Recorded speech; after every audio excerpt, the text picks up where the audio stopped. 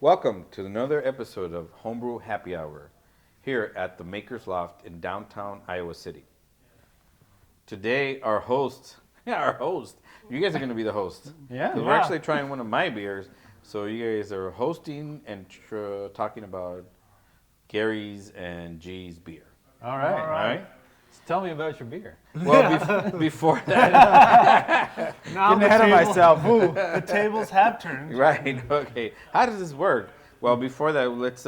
We always intro with a beer. Let's try something. Pick this up at Trader Joe's. It's an Abbey-style blonde ale, and you noticed, and I actually, noticed that it was an actual Beer. Yeah, Yeah, Unibro. Unibrow produced. It's on the tap. It's on the tap too. I think. I just grabbed it. I figured, So what? Trader's got Unibrow brewing their beer. Yeah. So That's cool. Unibrow's good. They're good should be beer. quite a good beer. Hey, these what are they, Canadians? Where are they from? Yeah, they're from Quebec. They've been doing some good ass brew. Anyway, we'll start with this and then we'll go from there. I'm excited. I like a good blonde, and I also like beer. So I like Well, the they're- Belgian yeast. And they're together. yeah, that's true. They're together. So Yeah. We had Amber last episode. there's something to say about Belgian yeast, Yeast. though. I mean, Oh yeah, it's you know it when you have it. Right. Yeah, as soon as you smell, Yeah, taste, it is the Yeah. Well, and then like if you think about like the history of this particular yeast, oh yeah. the Belgian yeast. I mean, Oh yeah. That's Belgian, all right. well, right away. Again, I didn't know it was Unibrow who brewed this for For Trader Joe's. yeah. It was only $5.99. Good. Like, $5.99 Yeah, for I'm seven- like, yeah, $7.50. That's $7.50. You can't beat that. Nice, Smells very good. unique, Oh, that Belgian very yeast. typical Belgian style, Yeah. aroma. 7.5% too. Another dangerous one. No. Yeah, that's the thing. Well, here, Prost. Yeah. Gross. Let's check it out. Ooh. Nicely good carbonated, nice head. It hits it everywhere. I mean, it's Yeah. That's a Unibrow. good bell. Yeah, That's a I mean, good there's Belgian like- blonde. the dryness on this yeast. I like the spiciness of those Belgian yeast. That's the thing about. I think it took me a while to not only understand that but accept it. Oh yeah. The spiciness in that particular yeast, that It's, style of it's yeast. different, right? Yeah. Most commercial, Bud Miller Coors, you're not gonna get the spiciness, so Right. it's totally different, Right. right? And this is super, the Belgian yeast is, super present, right? And like it's super drinkable, really Yeah. crushable for a 7.5%. What for me? What I think it took a while to accept that palate. Like that essence of those spiciness, because it's a spicy taste in a beer, Yeah, but there's absolutely no spice in it. yeah. Yep. It's the yeast, 100%. Yeah, It's crazy how they. And the high carbonation gives it like a pillowy, Oh yeah, it pillowy just mouthfeel. slides across your tongue. Making it's hard not to drink fast. Right. It's Yeah. what I'm struggling with right now without finishing mine. No, it's I'd This say is- you picked a deal. Trader Joe did a pretty good job. I mean, I'm glad. I wanted to try it. I've been looking at it for I think they brought it out maybe a couple months ago or maybe last month. yeah. And I was like, I'll try it one of these. So perfect timing. Crazy, So no, it's a nice bottle for again $5.99. You can't go wrong. It's obviously a really good beer. good dinner beer. Yeah. Dinner beer. Have this with some food. Yeah, and I also think lately I've been doing is thinking about the history of beer Yeah. and trying to really understand that taste. I mean, it's probably really difficult to try to get that taste current, now, but those brewers or those breweries that are still brewing, that started in the late 1800s, the British, the Belgian, the Germans, and some of the British breweries, understanding that as a way of understanding the palate of beer, you know, and so I think that's one of the reasons although I'll tell you, it took me a while to really accept the taste of a Belgian style Of a beer. Belgian? Yeah. Were you a late adopter to the Belgian? I- Was that your last thing that you're like, okay, I like these? Like, Yeah. a lot of people Yeah. are like that with super. Yeah. You know, IPAs are common for people not to like. You know, Yep, at yeah. first, you know, they'll gravitate towards the lighter things, and then or they'll gravitate to the other spectrum, the darker, the darker beers. So Yep. Belgian is just a totally different animal, It'll- right? It'll be interesting because, if you look, when we get to your beer, we should look at them side to side a little bit because they're going to look very similar You're in right. color. Yeah. But They're totally different. the taste is, this is a classic kind of style. And then you got the New World NEPA style that's Yeah. just getting big on and everybody has it. Yeah. But they're going to look real similar. Yeah, But the you're right. taste is going to be Astronaut- worlds apart. Worlds, yeah. Well, let's get to it. Okay. That's what I like to say. You want to try it? Yeah, Belgium. Yeah. You're slowing us down. There's plenty. You can just take the It bottle. reminds me of stone soup. I've had New Glarus stone soup. Ooh, that's Oh, good. really? It's good. It's a little stone soup's a little more. And soup because of the thickness of the beer? No. I don't know where the they come. maltiness? It's stone or- soup because it's like it's got that Belgian yeast, and so I don't know. They have a little like Water. phrase that goes with that Very, very clear. name, but Maybe I don't like know the why. Spices or something? Yeah, like the spiciness of the Belgian yeast. It's a little thinner, not carved as much, Oh no, but but I. the Belgian yeast comes out. Hope So this I see you doesn't- brought enough beer for yourself, G. But did you bring any for the rest I of us? wanted to share some of this beer with others. Yeah, You can walk hopefully down the street with that. it hopefully it works. We'll see how the carbonation. All right, make try sure you to go make the them out. Oh man, last night You open that up. I had it open while I was tapping in the do that. kitchen, and it's like, oh no, it's like I lost 2 pints, man. No. It's like, that's what hurt more. Like, I've cleaning- I've had one of these stuck open, yeah. and I took the liquid line off, and it just shot straight up in my garage. And I was leaning over the teaser when I was happening, so it sprayed me right in the face. I mean, I wasn't too. I opened my mouth. Right. Saved some of that. But I there was thinking the beer on my same thing. ceiling.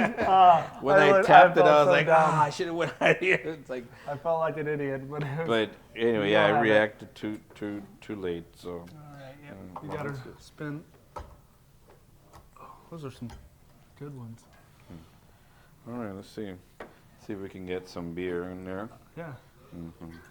Oh, now we're talking. Here, let's see if that might be the maybe. Let's see, get the other glass just so that if we did get That some might of be the bottom. the bottom, yeah. Yeah, it's Oh, I can smell it. Oh, it's a good smell. Oh, it's a good smell. Yeah, and I'm not sure what's going on with this, but anyhow, let's give it a The fair shake. try and then. So, G, tell us about your beer. Well, it's a beer that actually the recipe. I gave Gary my idea. I said, "This is what I want to try. I want to try, brewing New England IPA, a juicy, and so Gary put the recipe together, and then we brewed it in my system. And I mean, it's a New England IPA. I think it's got a. If you look at the yeast, is it? It's not a traditional yeast No. used in New Right. England IPAs. Right. Nottingham, It's not, yeah. Nottingham. It's English. a different. It's an English one. See your London So we got- threes common. We got 4 ounces of dry hop. So I'm trying to. We got a total of 8 ounces. 8 total. ounces of. But 2 of those ounces are cryo hops. Gee, tell me about your cryo hops. Again, this is a thank you, Gary, for this. The cryo are supposed to be super concentrated, so you're almost getting twice as much resin, that essence of those oils and from these hops. And actually, on I think Susan put out something on Thirsty just a couple of days ago about Yakima. Oh yeah, the top hops. The top hops. The tops. And so they are the ones who make this cryo. Okay, yeah. Yeah, and he got them from the last Homebrew Con samples, and so we tried it, and I mean, So they take the hops out. They take the hop pellet basically, Yeah, right? yep. And they somehow extract all the like vegetative I don't know part if- of it if and they're- get the oils out, right? right? Yeah, It's a I've weird never concept. opened. I have 1 ounce in my Right. freezer at Right. home of cryo. I've never opened it up, but you look at the alpha acids percentage, and it's like 25%. That's like Well, yeah. super. Well, this smells really good. This is gonna be good. I'm a fan of Mosaic hops a lot, and I'm a fan of cheater hops as well, such as Citra hops. Citra is the flavor. So what- It's a flavor of hops. explain the cheater hops. So, kind of in brewing. Homebrewers call cheater Homebrew, hops. and there's some hops that are very commonly used because they make really good. I mean, they're used everywhere in these New England hazy IPAs. They put forward a bunch of, citrus flavors and aromas. and Citra's my personal favorite, even though it is like the worst offender of cheater hop, probably. And, that Mosaic as they well. got the cheater hop name because homebrewers are like, well, you're cheating because you're using Citra. Any good beer is any beer is going to be good with You can't Citra. make a bad beer with Citra. Is sort of the joke. So it Supposedly. covers up Supposedly. maybe all your mistakes. Yeah, and mistakes. that's- If you have a sanitation mistake, you aren't going to cover. Yeah, you're not that going to up. cover No, up. no, But no. other than that, you probably Right, cover right. up. Well, let. What do you guys think? Let's try it. Smell So- it. Smells very good. Super citrusy. You can smell the Citra and the Mosaic. The orange from the Citra and the kind of dank Dank Mosaic. Mosaic. But there's Yeah. also Simcoe. So, what did you? And then you Dry hop with another the- dry with hop the dose. Citra and Only Mosaic. this one day or one dose of 2 ounces apiece, right? Right. How long were these dry hops on the beer? 4 days. 4 days? Yeah. And you pulled them. Pulled it sure? out. Yeah. No. And that was, when did you add the dry hops? Because that's a big topic in homebrewing right now. Did you pitch them at high rosin? Did you wait until the fermentation was completely finished? It was actually I dry hopped 4 days after I started fermentation. Okay, yeah. So Basically could done. it be? So it's like- could it be finished? Close to finish. to That's finish, right. more of the, Yeah. that's it's pretty cleaning stuff traditional. up. Yep. Yep. Yeah, there's this big thing is should we be dry hopping before Right. it's done? Yeah. Yep. And I forget and- what type yeah. of. and maybe even after it finishes, it shouldn't be an issue. But it was 4 days. Yeah. So I followed the recipe on Beersmith, Oh, yeah, definitely. according to Gary's. Cheers, Gary. Yeah. Oh, Gary, here, cheers. cheers. This is what you guys. Yeah, I mean, I was worried a little bit about carbonation. It's not too bad. No. No, it's finely carbonated. Definitely juicy, I think it's very good. cloudy. I like it. You know, it's got a nice. And the Yeah. interesting thing too that I find, usually a beer will have some kind of mid-range hop that you put in at the very beginning of the boil. Or any boiling hop at all. Yeah, like usually you boil for 60 minutes. So you put that in right at 60 minutes, and that gives your mid-range to counteract and give you Your balance malt with the is malt. sweetness. Right. Yeah. But this recipe doesn't have any of that. Well, it was at 30 with the whirlpool. So Yeah, that's below boiling. They're right. down at 194 degrees. Yeah. Right, right. As they say, the longer it's in the boil, the more bitterness it imparts on your beer. But I mean, you've got it right out the whirlpool, so you're getting only aroma, and what you taste, right? This is a very low bitterness beer, super hoppy. But A little bit of bitterness, but you're not boiling it all off necessarily, right? Yeah. Yeah, you're getting that 170 is your conversion So you're well above it. on your beta amyl or your beta alpha acids. Yeah. Don't quote me on that. Don't. I will. But 170 is kind of the range where they say, well, now you're getting the bitterness out of the hops. So you're getting a little bit of that, but you're not boiling it too. So you're not necessarily boiling off the aromatics. And I mean, Right. And the whirlpool makes a that's difference. what this is too. all about. Oh yeah, Yep. and the Yeah, whirlpool. right. Whirlpool is a dream. It also helps by putting all the material at the bottom of the kettle in that big hump. Yeah, and I have a grandfather. Oh, you have a grandfather. So I've got the it's Robo recent- Brew, yeah, which is yeah. very similar. Right. Yeah. And so And you got the haze. There's Yeah. some serious haze. There, Yeah. yeah, this is can't see through it, and which is in the past that was people would say that was a bad thing, right? People love clear beer, right? Right. That's what you want. well, And this is a new thing. Yeah. is having a hazy beer. Like the only thing that was like, a beer style where haze was fine. Right. Was my brain is gone dead, but it's a wheat beer from Germany. Hefeweizen. Hefeweizen. Yeah, Hef- their yeah, yeast yeah. is known for not flocculating out of the Right. beer. So we failed to mention some of the stats. So started out at about 1061, right? Yeah. ended at 1011. So we're at about is that about 6%? 6, yeah. You're close. You were aiming for 7, We're- but you got yeah, 6. we got 6, maybe a little lower than that, but not too much. Yeah, so it worked out at the end. I think one of the things with Beersmith and calibrating with your system, in this case, like the Robo or the Grandfather, and Understanding Spike their or- efficiencies is right, huge, right? Right. You Getting try it to dialed hit- in. Yeah, and that's with me. I need to do more on my Robo Brew so I can get it better dialed in, right? Because That's the important thing. Yep. But Once you you get never it know, down. though. oh yeah, and that's Come brew awesome. day, come brew day. Somebody might spill. Who knows? You never know Yeah. what happened to that water that day, or like Yeah. your RO system isn't working, or like you forgot that you needed an actual pound of dextrose. And it's like, I mean, all things happen, but that's Or the beauty about brewing. you thought That's you the had an beauty, extra 8 ounces of this Yeah. grain, Yeah. but you don't. Yeah. You know, Yeah. so Or Yeah. he forgets to put it in his hop edition. Yeah. You know? yeah. That happens. But all in all, what do you guys think? I mean, I like it. yeah. It's very good. It's a good NEPA. There's a interesting thing I've noticed in NEPAs, and I've had a lot because I like them a lot. But some of them, they kind of go. They have this like, once it gets super, hopped up, they kind of have this like weird like meaty flavor, which is I find to be. Is kinda it like off-putting. irony kind A of like? little bit Yeah. of iron, a little bit of, and I'm like, that's not what I want in my beer. I want it to be a juice bomb. Yeah. I want it to be a. Well, juice it's not plus as some- sweet. No, yeah, it's weird. So it's a dry, weird, and it could be. I'm again going to the yeast. Could it be the yeast, the water?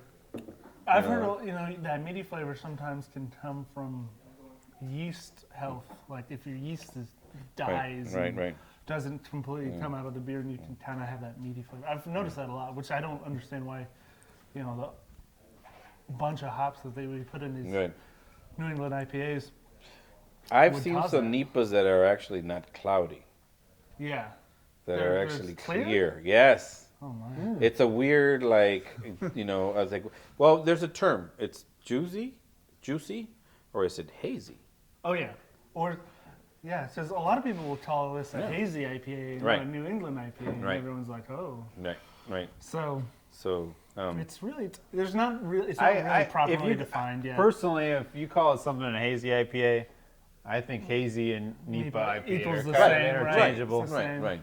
But I have been to breweries where, like, locally even, where I know it's a juicy,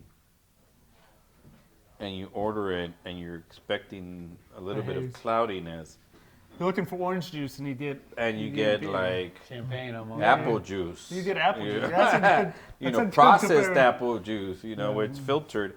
And I think that sometimes from what talking to the person that was serving, from what I gather is that the way it rested, and it just became clear. But the recipe was a juicy recipe, and so. But anyhow, Yeah. it was still a really it'll nice. settle out. Yeah, and it's the flavor, but also the aroma. Interesting things. And the thing with these though, it's not like a darker beer where you can kind of age it for a while. These things are meant Yeah. to be enjoyed immediately. Right. Because yeah. that juiciness fades over time. If you have one that's like fresh versus one that's like Right. 6 months to a year old, you're like, whoa, these Yeah. are two crazy different beers. Yep. So that's Because you're resting those resins, and then as opposed to like boiling them into and it's about aroma, you know. Mm-hmm. It's about aroma. So Straight. So, how did you develop this recipe? Why did you? What was your like, inspiration? again, thank you, Gary. Gary. Yeah, Gary. Oh, So Gary I said, Gary, this is what I want to brew, and this is what I'm thinking. And I'm thinking I want it juicy. I want to shoot for an IPA, but I definitely want the haziness. Oh yeah. And so he said, this is what I think would work. And so he put the recipe together, and we looked at it, and we're like, let's try it. Literally, I mean, it was again, it's kind of like beer experiment, you know. Yeah. It's like, you know, we're thinking that this might work. Yeah. And you again, won't know until we're drinking. if you it look now, at the right? yeast, you know, it's like What caused you to go with the Nottingham? Was it like that was Gary. The That was bargain Gary. bin in Nottingham? He has He's some all- Nottingham he's on all- the shelf. well, It was New burnt England up. means like this side of the pond, or is it that side of the pond? It's like, wait, New England is over here, isn't it over here? It's Right? here, It's like man. here, right? It's- So, Yeah. I don't know. Anyway, but maybe it was you know, creative. No, yeah. I Creative. mean, the traditional yeast you would use for NEPA that I've seen is London Ale 3. Ale 3, Conan is another big one I've Which is- seen. It's very similar. So those So, are the I big mean, ones. Yeah. London Ale 3 is English. It's Right, technically right, English, right, yeah. So right. maybe You're not that far off. Right, you know? right. It's not off, really, Right. I would say. No. Well, no, and the it tastes true to original style, beers so- were pretty cloudy. Oh yeah, I'm back- sure they were. Yeah, so maybe that's where he was coming from. So You know, as far in as the the English yeast are used to usually produce a little more ester flavor, fruity esters, and yeah, That's that what you're goes going well for. with this. Yeah. yeah, no, There's nothing wrong with that. nothing wrong with it. Nothing So wrong with this beer. The one problem I found. Do it. I don't have any more. Oh man, I was just looking at our producer Aaron here, and I'm like, you need to try this, you know. And so let's get some more beer. You're Yeah, gonna learn yeah, a you know. lot of vocabulary that you can use at the bar and impress all of your friends.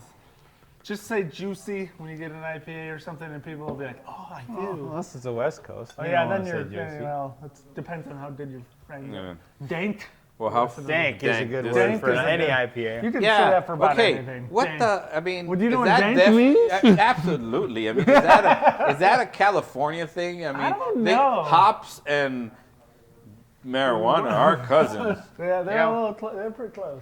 Dank. Does dank mean like essence, aroma, and you know, Potty. and they're potty, right? Sounds weird when you think of the like word. it's hot-ish, yeah, I guess. it's definitely there, but There's interesting. It's interesting. All the like a lot. You know, every hop's got a different flavor characteristic, and some of the descriptions of hops are I find hilarious. Like, for example, Mosaic is notorious for having a flavor of what is known as cat pee or cat urine. right. That's The true. aroma, the aroma, The of aroma cat of Yeah. cat pee. It's just like, how do we know what it smells like? Well, that who much? does this? Yeah, Who's the who- guy? Who's the guy who determines Who's- that smells like cat pee? This smells like I have bad 9 coffee. cats. Like orange and citrus. And Yeah. There is Pineapple, guava. a That's it. Cicerone out there that actually does just it. like- He literally like does like, you know, Catchy they're or like hops. Yeah, that's what he's up This to. smells like cat pee, and it also smells How, like. how do we know you when he know. was doing that, describing He it? didn't have cat pee he in his didn't house. just Right, have- right, he's got right. cat. and, We've you all know, smelled cat pee. Come on. Not me. One of us has One of us has smelled cat. has cat pee, or I mean, been into someone's apartment or whatever, home or whatever. Yeah. It's like, And you describe it that way. It's like, why would I want that in my beer? Right. Like, But yeah, no, contextual. It's all in context, Yeah. right? right, of course. You gotta look You're not at gonna everything. drink it. I am right now. Yeah. Well, and you know, and with certain hops, that characteristics of flavor or just, you know, flavors all in the nose. You know that Oh, bouquet. yeah. So, I think for me, it's been really interesting to mix the Simcoe and the Citra. Mm-hmm. And for me, it brings out like a guava type type essence, you know, and that because you think tropical, you think certain tropical fruits, Yes. you know, and guava isn't necessarily all the time mentioned, but I think when you have Yeah, I certain think tropical, I think the mixture of the oranginess from Right. the Citra right, and the Simcoe does give it more of a guava flavor. tropical, yeah, because people know passion fruit. Sometimes they'll describe Yeah, it I as- see that a lot too. Yeah. Pineapple, passion fruit, guava, dragon fruit. Orange is the They're all big one. tropical. Yeah, all the fruits. tropical fruits are. Yeah. Which is crazy to think. You didn't put any guava in this beer. You put hops in this beer. That's amazing Yep. about like combination of like hops and the yeast. Mm-hmm. You know, it's like you come out with some like wonderful stuff. You know, There's no spices in the Abbey beer, and it tastes like spice. Right, But right. it has hops and yeast, and everyone should be trying beer. Make your beer, try it, drink it, share it. You know, that's what it's all about. I always heard a very good analogy about beer. It's like music. You can't be like, I hate, because a lot of people are like, I don't like beer. But I don't believe that's taste. No. It's like music. No one's like, oh, I hate music. I hate the idea of music. Like, Right. you haven't found the music or the beer that you like yet. Yeah. And I've that's had, what you need. good I've idea. encountered many people. As a matter of fact, my introduction to people nowadays, they don't exist anymore. But let's say 5 years ago, my introduction to people into craft beer has always been, or IPAs, was Lagunitas. It was my go-to Yeah. with certain people because it's sweet enough, gets you fucked up, and people really like that. And so It's- it was easy. And so next thing you know, you convert them. And so they're like, that's all they drink nowadays. And it's inevitable. Yeah. Nowadays, it's absolutely inevitable. We're talking about how now there's 7,000 registered craft breweries in the United States, another 1,000 this year, 2019. It's inevitable you're going to come across Oh, yeah. some kind of craft beer, you know. And since this is your episode of your brew, what's the genesis of Gerardo going from non-brewer to a brewer? What made you start being a craft brewer? The love, actually, my dad. Dad. You know, yeah, rest in peace. My dad, back in the days, he would have in our laundry room. Wow, I just realized that. You know, That's where all I breweries just realized start. that. where Yeah, it that's is. so funny. He used to do what's called like those fruit wines, and so like he yeah. would brew. He had a carboy and like had pineapple in there or pomegranate and sugar and like and I'm not sure what he ever used for yeast. I think he just used the peels, the rind or the peel of so it's Okay, yeah. kind of like ambient yeast. Yep, yep. And he would ferment his own, fruit wine, and so That's cool. That's awesome. that's when I was a kid, and so my first year in college though, at UC Santa Cruz in Santa Cruz, California, my dorm proctor, dorm RA, residential assistant. In one of the classes, he was brewing beer. He was brewing beer in one of the classes. That's awesome. And so I came across that back then. And so, anyway, eventually it just had to happen. I didn't drink beer until I got to college. Yeah. It's kind of nerdy back in the days. Same with me as Yeah. well. I didn't. I grew up. My parents never drank, so I never was around it very much. So I didn't do it until I went to college. So yeah, it's interesting to find other people who didn't drink beer Right. until And I tell people that, and they're like, yeah, it wasn't, wasn't around. many people in high school drink beer. Anyway, so when I got to college, there was that Christmas ball or snowball or whatever at the university. Nice. I wasn't going to go because at the time my girlfriend was home and it wasn't like in the community. Anyway, so me and my best friend did not go to this snow, or one of my friends. And we gave this older college mate that was in the dorm each $20, and we're like, buy us beer. And he's like, what kind of beer? And we were like, Beer. beer, right. Yeah.